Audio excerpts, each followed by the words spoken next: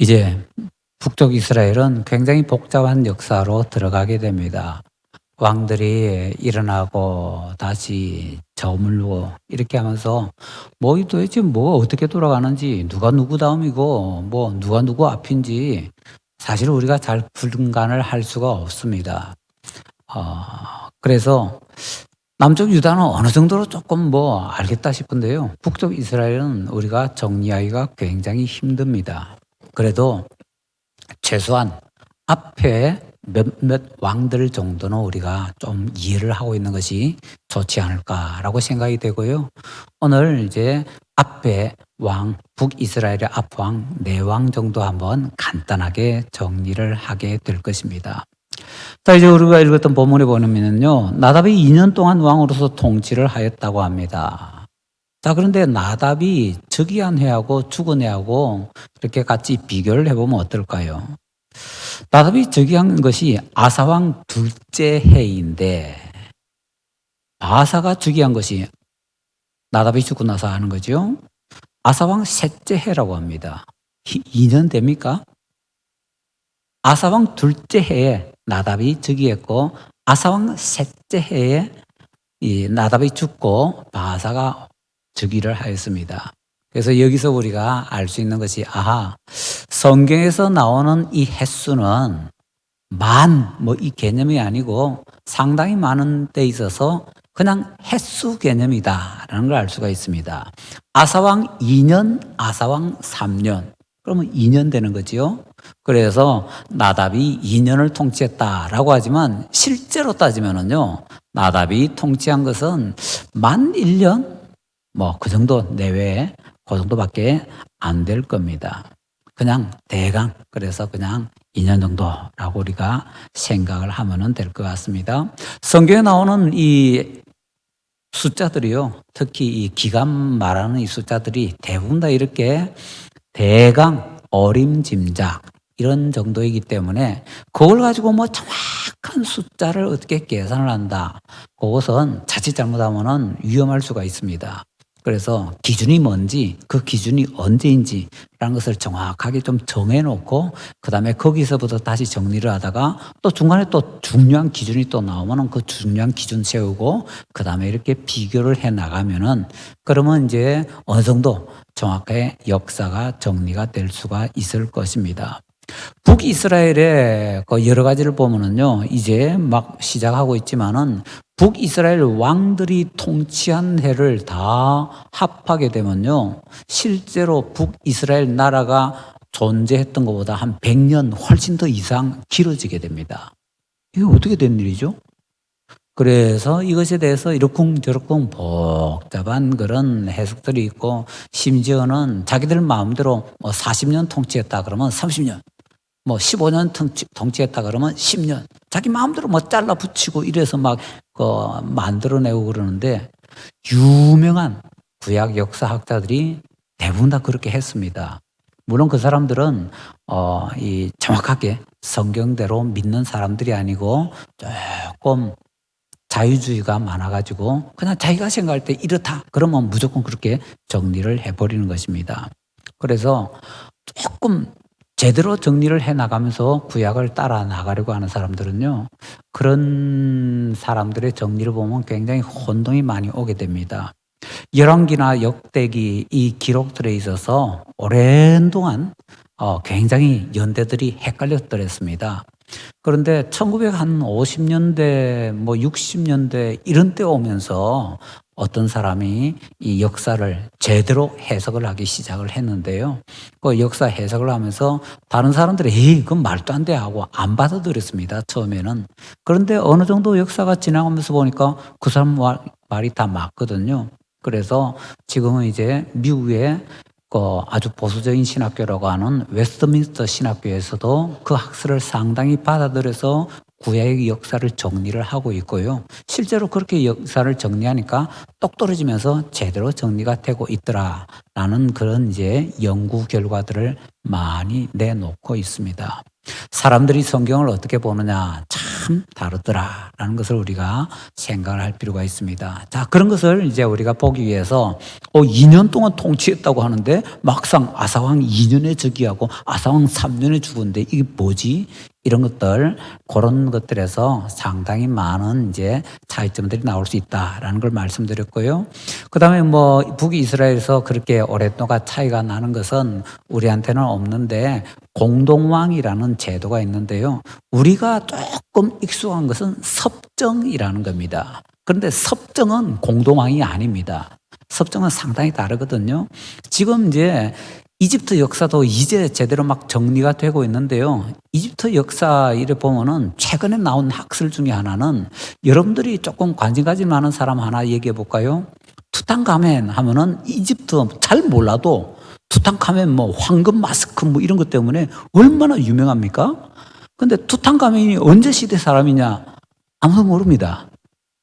그런데 최근에 나온 학설 중에 어떤 학설이 있는가 하면요. 저도 보고 깜짝 놀랐는데 그 학설을 정리를 한 걸 쭉 보니까 세상에 모세가 애굽에서 나올 때에 애굽 바로의 장자가 죽잖아요. 그 바로의 장자가 죽어서 장례 치러지겠지요. 모세가 애굽에서 나올 때 죽었던 그 장자가 투탕카멘이라는 겁니다. 그래서 투탕카멘이 뭐 이것이 어떻게 상상도 못했거든요. 그런데 그런 것들을 쭉 정리해서 발표하는 학자가 이제 나오기 시작하는 겁니다. 뭐 상상을 초월하는 거죠. 그래서 고대 역사들이 정리가 제대로 안 돼 있다. 그 정도는 우리가 좀 기억을 해야 되고, 그래서 그 고대 역사 정리하는 사람들이 보통 성경은 치워놓고요. 사람들이 그 정리해놓은 역사만 가지고서 막 얘기하고 그것에 짜맞춰가지고 성경을 막 난도질하고 이러는데 시간이 가면 갈수록 오히려 그 사람들이 난도질을 했고 성경이 제대로 된 역사를 가르쳐 준다라는 것이 역사, 뭐 고고학 이런 거 정리하면서 더 밝혀지고 있거든요. 그래서 우리가 그런 것들에 대해서 조금 더 주의를 기울이면서 밖에서 하는 얘기보다는 성경 자체를 따라가는 것이 가장 안전한 길이다 라는 것을 다시 한번 명심을 해보도록 하십시다. 오늘 본문에서는 우리가 그냥 길이라는 것에 대해서만 간단하게 한번 생각을 해보고자 합니다. 길은 뭡니까? 우리가 다니는 길 그거 같은데 여기 보면 여로보암의 길이 나오지요. 여기에 길은 그냥 단순한 길이 아니라 비유적인 의미로서 어떤 삶의 방식을 얘기합니다. 삶의 방식을 우리가 조금 이제 그 학교에서 교과서에서 썼던 그런 단어로 얘기하자면 삶의 양식 뭐 이런 식으로 표현을 하지요. 자, 그 삶의 양식을 얘기하는 것이 바로 누구누구의 길이라는 표현들입니다. 26절에 보면 이런 표현이 나와 있네요. 나답이 그의 아버지의 길로 갔다라고 합니다. 나답의 아버지가 누굽니까? 여로보암입니다. 그러면 아들 나답이 아버지 여로보암의 길로 가는 건 당연하지 않은가? 아들이 아버지 길을 따라가는 거니까요. 그렇게 생각이 될 수가 있습니다. 그런데 그 다음에 바하사가 나오는데 이 바하사는 나답 때를 죽이고 왕이 된 사람이거든요. 근데 이 바하사도 또 여로보암의 길로 갔다고 합니다. 뭐지? 자기가 여로보암 가문을 완전히 없애버렸는데 그 가문의 사람들 다 죽여버렸습니다. 그런데 그래놓고 자기는 또 여로보암의 길로 갔다는 겁니다. 이게 뭐지? 이런 이제 생각이 들게 만드는 거지요. 그래서 성경을 볼 때 특히 열왕기상, 열왕기하, 역대상, 역대하에 보다 보면 이 길이라는 단어가 많이 나오는데 특히 누구누구의 길이라는 표현들이 많이 나옵니다. 그래서 그 누구누구의 길이 누구누구의 삶의 방식, 삶의 양식, 이 사람이 이런 것을 가장 기준으로 해서 살아갔다더라 라는 그런 뭐 잣대, 그 정도로 우리가 생각을 하면은 좋을 것 같습니다. 자, 그러면 이제 이 길이라는 단어가 여러 가지 나올 때 누구누구의 길이라고 했으니까요. 그 열왕기 상하, 역대 상하에서 누구누구의 길 이런 걸 보면은 역대하 11장 17절에는 다윗과 솔로몬의 길이라고 나옵니다.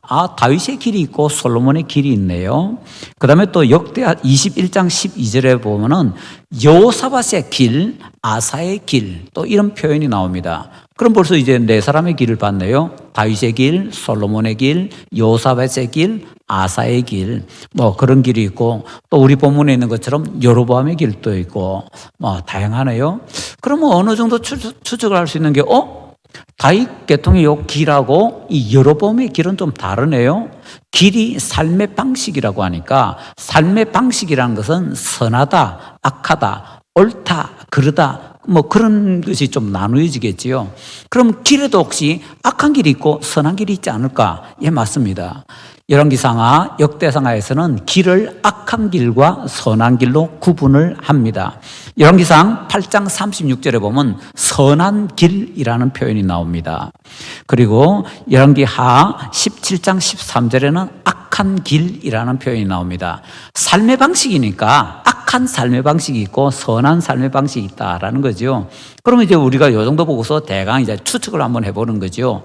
그러면 다윗 계통에 이런 길이 있고 여로보암의 길이 있는데 어느 쪽이 선한 길일까 하면 다윗 계통 여기가 선한 길, 여로보암 계통이 요 악한 길 고르겠구나라고 생각이 되는 거죠. 예, 대강 그 추측과 맞게 다윗의 길 쪽으로는 선한 길이라 그러고요, 여로보암 길 쪽은 악한 길이다, 그렇게 계속해서 성경에서 표현을 해주고 있습니다. 선한 길에 있어서 가장 표준은 누구일까? 라고 할 때 역시 다윗입니다. 열왕기상 8장 25절에 보면 이제 솔로몬이 이렇게 하나님께 말씀을 드립니다. 이스라엘의 하나님 여호와여, 주께서 주의 종 내 아버지 다윗에게 말씀하시기를 내 자손이 자기 길을 삼가서 내가 내 앞에서 행한 것 같이 내 앞에서 행하기만 하면, 다윗이 하나님 앞에서 행한 것, 살아간 것, 그게 다윗의 길이잖아요. 그래서 솔로몬이 그 다윗의 길을 따라서 가기만 하면은 그 다음에 어떻게 됩니까? 내게서 나서 이스라엘의 왕 위에 앉을 사람이 내 앞에서 끊어지지 아니하리라 하셨사오니 이제 다윗을 위하여 그 하신 말씀을 지키시옵소서. 선한 길의 표준으로서는 다윗이 제시가 되고 있고요, 그 다윗의 길이 이제 어떻게 된다? 그러면 이제 열왕기나 역대기에서 다윗의 길을 따랐던 사람들이 몇몇 등장을 할 것 아닙니까? 그러면 누가 다윗의 길을 따랐는가라고 보면은요, 역대하 17장 3절에 여호와께서 여호사밧과 함께 하셨으니, 여호사밧 굉장히 선한 왕이라고 우리의 머릿속에 기억이 있잖아요. 여호사밧과 함께 하셨으니 이는 그가 그의 조상 다윗의 처음 길로 행하여 바알들에게 구하지 아니하고, 다윗의 길로 갔다고 이렇게 소개되는 첫 번째 사람이 여호사밧이네요. 그 다음에 열왕기하 22장 2절에 보면요, 요시야가 여호와 보시기에, 요시야 또 선왕이잖아요. 종교개혁도 많이 했고, 요시야가 여호와 보시기에 정직히 행하여 그의 조상 다윗의 모든 길로 행하고 좌우로 치우치지 아니하였더라. 뭐 똑같은 것이 이제 역대하 34장에도 나오고 있습니다. 자, 이 여호사밧 전쟁 때 찬양대 먼저 세워가지고 찬양대로 하여금 전쟁 때 앞장서게 해서 하나님이 은혜 받아가지고 그 전쟁에 이긴 사람. 그러니까 대표적인 굉장히 선한 왕 중에 하나이죠. 그 다음에 이제 요시야, 종교개혁을 단행하고 정말 엄청나게 귀한 일을 많이 했던 왕이지요. 이 사람들이 다윗의 길로 갔다라고 합니다. 자, 그러면 이제 이 요시야라는 왕이 나왔으니까 요시야에 대해서 조금만 더 보면은요, 다윗의 길로 갈 때에 다른 사람들이 다윗의 길로 갔다는 표현은 조금 나옵니다. 그런데 좌우로 치우치지 않았다라는 표현을 함께 쓴 사람은 요시야밖에 없습니다. 그러니까 다윗의 길로 갈 때 그냥 정통 코스로 제대로 갔던 사람은 요시야 왕이다라는 것을 이제 성경에서 정확하게 가르쳐주고 있는 것이지요. 다른 왕들도 다윗의 길을 따랐지만 그냥 다윗의 길을 따랐다, 그 정도지 다윗의 길을 따르며 좌우로 치우치지 않았다. 굉장히 귀한 표현이다라는 걸 알 수 있죠. 자, 그런 사람이 바로 요시야 왕이었습니다. 자, 그런데 이 요시야 왕이 지금 우리가 계속 성경 묵상하고 있는, 매일 묵상하고 있는 성경이 예레미야잖아요. 그 예레미야서와 또 요시야가 또 많이 관련이 되어 있기 때문에 요시야에 대해서 조금 옆길로 빠져나가는 거지만 조금 살펴보고 한번 돌아오겠습니다.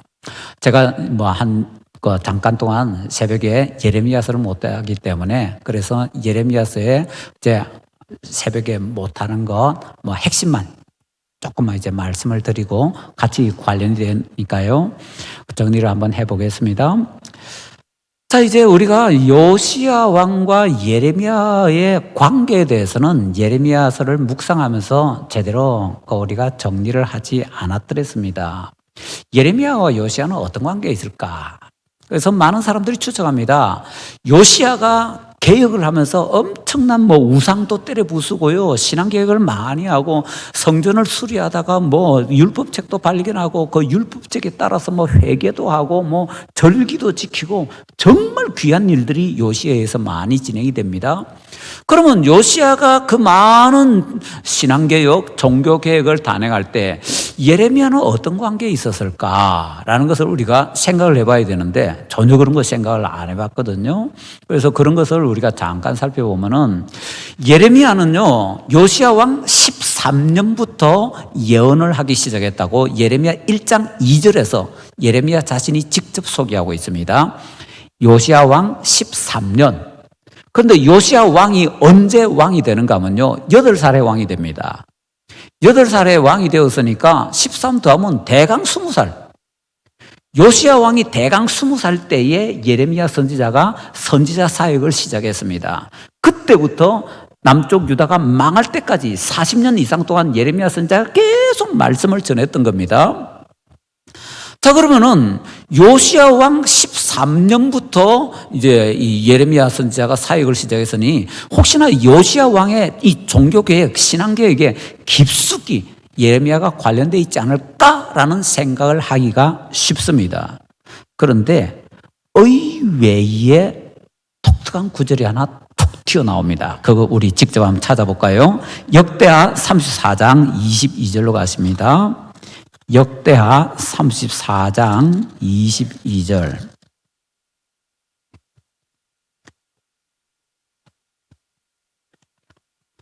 자, 이 역대하 34장 22절 말씀을 보면요, 이런 말씀이 나옵니다. 이에 hil기야와 왕이 보낸 사람들이 여선지자 훌다에게로 나아가니, 혹시 우리 성도님들 여선지자 훌다 아세요? 머릿속에 이 사람이 이름이 기억이 되어 있는지요? 성경 많이 읽으신 분들은 혹시 기억할지 모르겠습니다. 그런데 여선지자 훌다 하면요, 거의 모릅니다. 기독교 신자들 가운데서. 그런데 요시야 왕이 성전에서 지금 율법책을 하나 발견했다 그래가지고 이것이 어떻게 된 일이지 하고 그걸 알아보기 위해서 신하들, 고위 신하들을 보냈는데 그 보낸 고위 신하들이 찾아간 사람이 여선지자 훌다였다고 우리가 지금 눈으로 확인했던 역대하 34장 22절에서 가르쳐주고 있습니다.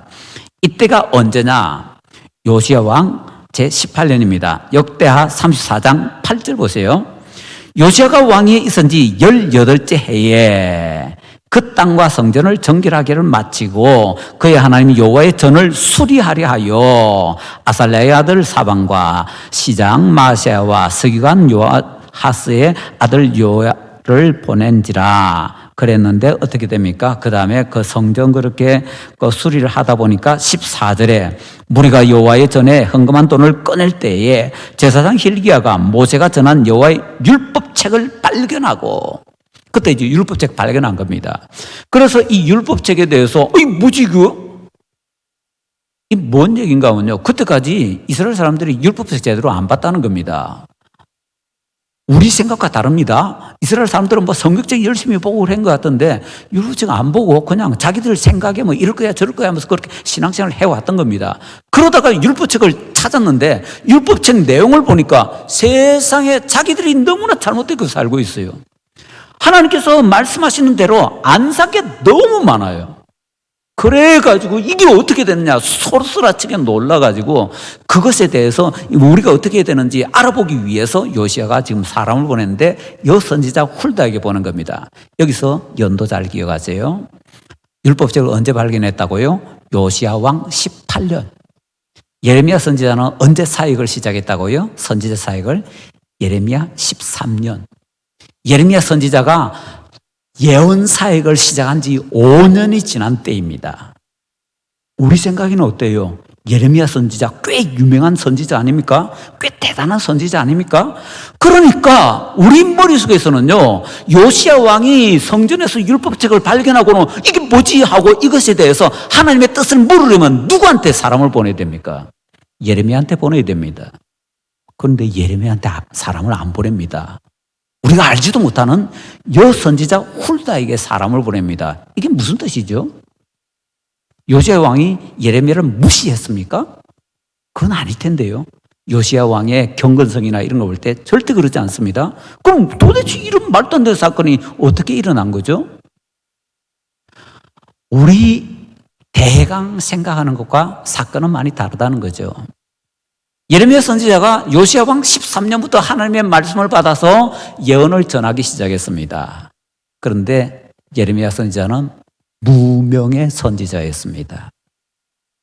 그때까지 사람들의 주목도 받지 못하고 왕의 주목도 받지 못하고 그냥 한쪽 구석에서 하나님의 말씀을 전하는 그냥 무명의 선지자일 뿐이었습니다.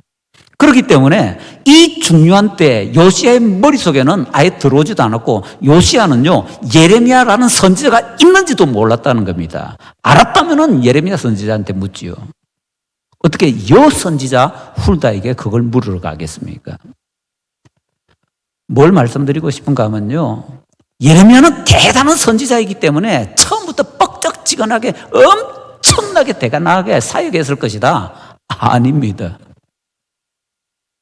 선지자 사역을 시작한 지 5년이 지났는데도 사람들이 제대로 알아보지도 못하고 왕도 예레미야라는 선지자가 있는지 모를 정도로 변방의 북소리로 예레미야는 그렇게 사역을 하고 있었더라라는 겁니다. 우리는요, 하나님의 일을 하면서 내가 하면서 뭔가 좀 이름이 좀 높아지고 또 널리 알려지고 뭔가 사람들에게 인정받고 그러기를 원하는데 예레미야 선지자조차도요, 안 그러더라는 겁니다. 조금만 더 정리하면요, 그 예레미야 선지자가 나중에 유명하긴 한데 그 유명할 때 어떻게 합니까? 맨날 감옥에 들어가고 맨날 생명에 위협받고 예레미야 선지자는요, 그렇게 사역 시작하고 그렇게 끝이 납니다. 나중에는 애굽으로 도망갈 때 포로들이 볼모로 잡아가고 예레미야 선지자는 처음부터 마지막까지 우리 머릿속에는 유명한 선지자지만은요, 우리가 생각하는 그 멋진 선지자 생활을 단 한 번도 못한 것 같습니다. 이름 없이 빚도 없이 무명의 시간을 보내다가 조금 알려지는 그때는요, 사람들에 의해서 생명 위협당하고 감옥에 툭 떼고 처절한 삶을 살았던 선지자더라라는 겁니다. 혹시나 우리가 하나님의 일을 한다라고 할 때 우리의 머릿속에서는요, 얼마나 대단하게 그렇게 사람들에게 인정받으려고 하고 있지 않는가, 그걸 꼭 우리가 생각을 해봐야 된다라는 것입니다. 지금 이 말씀을 살펴봐야 되는데 제가 예레미야 못하기 때문에 예레미야 조금만 더 정리를 하고 그냥 오늘 마치십시다. 오늘 새벽에 말씀을 전하다가 그냥 반도 못 전하고 그냥 맞춰버렸는데요, 시간이 없어서. 놀랍게도 우리는 하나님께서 이스라엘 백성들을 저 바벨론 포로에서 돌아가게 하셨다, 그것만 알고 있는데 역사를 제대로 정리해 보면요, 이스라엘만 돌아가게 하신 것이 아니라 모압도 돌아가게 하셨고 에돔도 돌아가게 하셨고 거기 예레미야서에 다 나옵니다. 주변의 다른 나라들도요, 아수르에서 포로로 잡혀가고 바벨론에서 포로로 잡혀가고 수많은 민족, 수많은 나라들을 바사의 왕으로 등극했던 고레스는 다 돌아가라 그랬습니다. 그래서 런던 대형 박물관에 있는 고레스의 원통은 이스라엘이 돌아가라고 한 것이 아니라 그 여러 민족들에게 돌아가라고 하는 그 내용이 적혀 있는 원통입니다. 이스라엘이 돌아가라고 한 원통은 발견되지 않았습니다. 그 역사적 증거는 없고 그냥 나머지만 이제 그 민족들에게 돌아가라고 하는 구체적인 것은 아니고 그냥 우리나라에 있는 그런 민족들은 다 돌아가라, 괜찮다, 다 돌아가라, 그런 내용이 딱 남아있다라는 것입니다.